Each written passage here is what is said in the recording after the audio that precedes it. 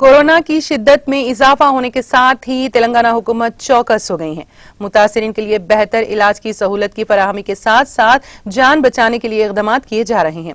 Virus पर काबू पाने के लिए गुज़िश्ता साल किए गए इक़दाम के बेहतर नताइज बरामद हुए थे और अब यही तरीक़ेकार इख्तियार किया जा रहा है।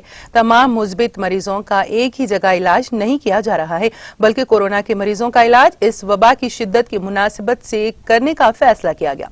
तशवीशनाक हालत वाले मरीजों को गांधी अस्पताल में दाखिल किया जा रहा है। कोरोना अमराज के शिकार ऐसे अफराद जो कोरोना से मुतासिर हुए हैं का गांधी अस्पताल में इलाज किया जा रहा है। हॉस्पिटल जराये के मुताबिक इस वबा की अलामात न होने वाले मरीजों का गांधी अस्पताल में इलाज न करने का फैसला किया गया है।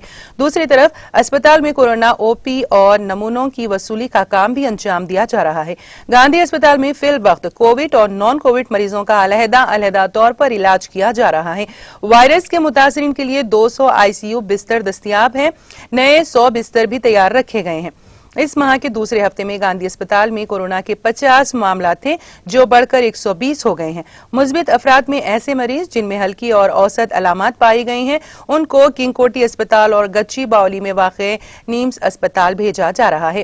फेफड़ों और सांस के दीगर मसाइल के शिकार मरीजों को चेस्ट अस्पताल मुंतकिल किया जा रहा है।